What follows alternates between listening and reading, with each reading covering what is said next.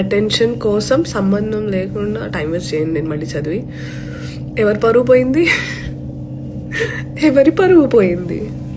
నా పరువు నా దగ్గరే పెట్టుకున్నాను నేను. వాళ్ళ నోట్లో వీళ్ళ ఒక రీల్ చూసాం కదా మనం, అందులో పెట్టలేదు నేను. నా పరువు నా దగ్గరే భద్రంగా ఉంది. నేను ఎప్పుడూ భద్రంగా ఉంచుతాను, అలాగే మసులుకుంటాను. మా తల్లిదండ్రులు, నా కుటుంబ సభ్యులు నాకు ఇచ్చిన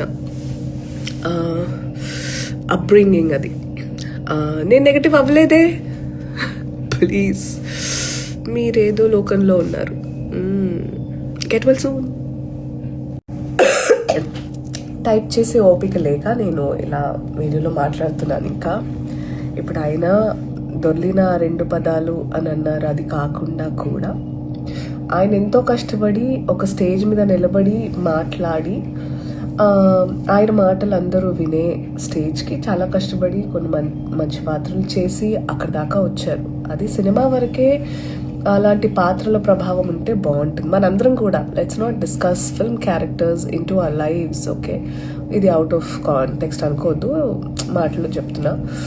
సో ఆయన ఆడవాళ్ళ సేఫ్టీని ఉద్దేశించి చెప్పినప్పుడు, మంచి ఉద్దేశంతో చెప్పినప్పుడు, అరే అబ్బాయిలు మీరు కూడా అమ్మాయిలకు వాళ్ళు నచ్చినట్టు ఉండనివ్వండిరా, వీలుంటే ఇలాంటి వెధవలు ఉన్నప్పుడు మీరు సెక్యూరిటీగా వాళ్ళని కాపాడుకోవాలి, మనం కాపాడుకుందాం, మనం అలా బిహేవ్ చేయొద్దు అని కూడా చెప్పుంటే ఇంత ఏది కాదని నా ఉద్దేశం.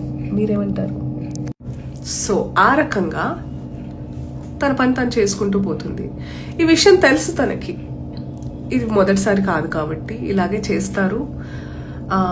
ఎంతకి దిగజారంటే వేరే వేరే నంబర్లతో కాల్ చేసి సడన్గా లైవ్లో ఉన్నట్టు కూడా తెలియకుండా చెప్తే, నాకు నచ్చినప్పుడు, నేను ప్రిపేర్డ్గా లేనప్పుడు, ఇంతమంది నన్ను అభిమానించే వాళ్ళు, నేనంటే వేలు ఎత్తి చూపేవాళ్ళు చాలా మంది ఉన్నప్పుడు ఆచితూచి మాట్లాడాలి. కాబట్టి నేను రెడీగా లేనప్పుడు నేను మాట్లాడద్దని ఫోన్ కట్ చేస్తాను. నేను ఇష్టపడిన మాట్లాడడం ఆ అమ్మాయి, సారీ, మీకు అర్థమైంది కదా ఎవరు.